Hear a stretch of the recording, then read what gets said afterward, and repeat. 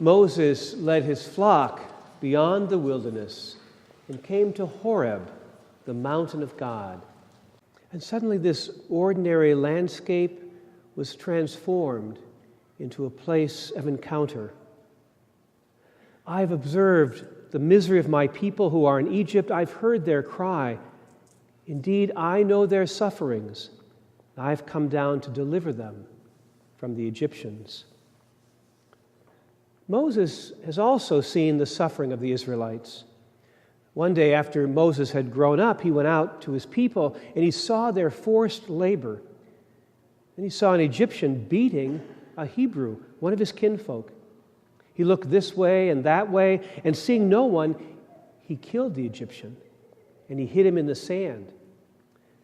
And when he went out the next day, he saw two Hebrews fighting. And when he asked the one why he struck his fellow Hebrew, that one answered Moses, "Who made you a ruler and judge over us? Do you mean to kill me like you killed the Egyptian?" And Moses was afraid, and he thought, "Surely this thing is known." And when Pharaoh heard of it, he sought to kill Moses. So Moses flees to Midian, and it is there that God first speaks to Moses, because Moses, like God, has seen his people's suffering. He's now ready to give the rest of his life to leading the children of Israel to the land of promise. Come no closer. Remove the sandals from your feet, for the place on which you are standing is holy ground. Even today, it's the custom in Islam to remove your shoes before you enter into the mosque. But taking off one's sandals is often associated in many traditional cultures with entering a home. So Moses, the alien, has at last found a true home with the God of his ancestors, the God of Abraham, of Isaac, and Jacob. This encounter with God at the burning bush restores Moses to who he was meant to be, not an identity-confused murderer, not a stutterer or adoptee, but a child of God. Holiness has restored him to his true self. I am who I am. Ehyeh Asher Ehyeh. The name both reveals and hides.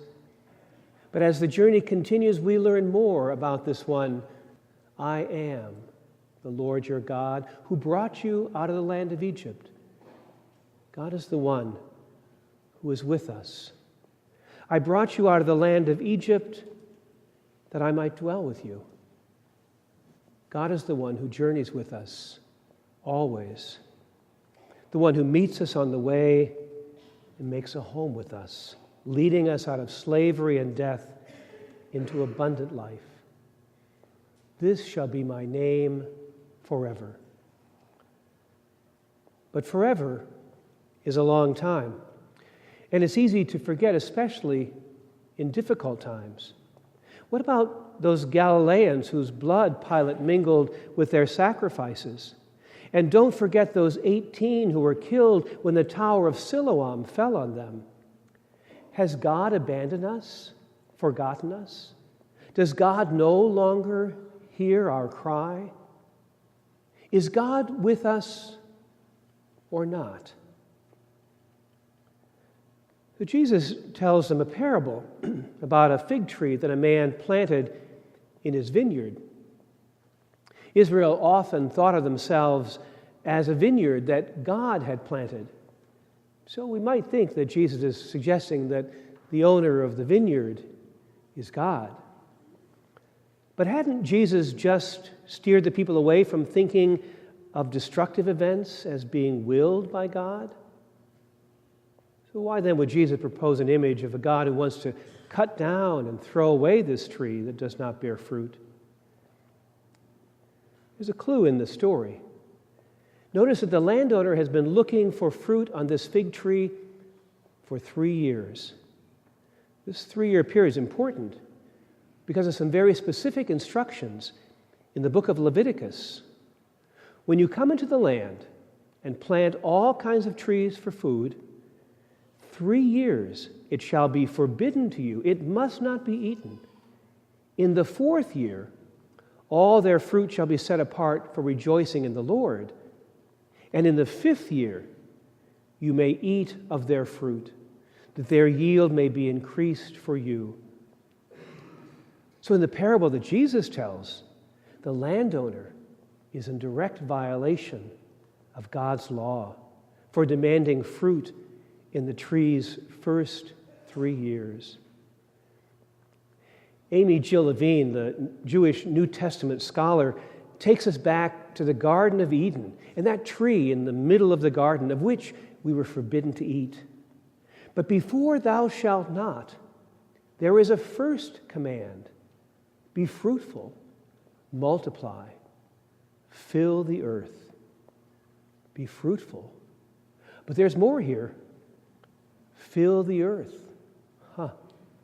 How to get us out of the garden and into the world. Perhaps, she suggests, the tree was there knowing we could not resist in order to get us out into the world where we belong, bringing God's fruitfulness into creation. In that light, what looks like punishment is God training us to follow, reteaching us how to see and remember who we are.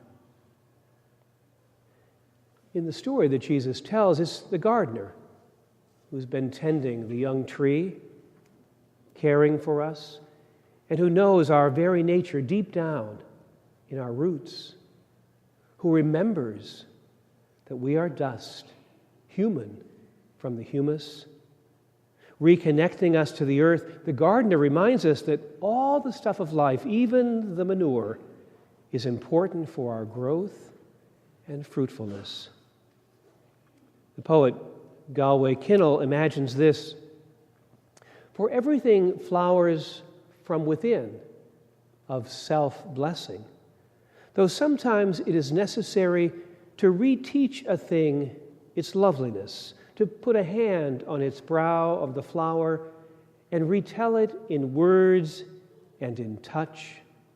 It is lovely, until it flowers again from within of self-blessing.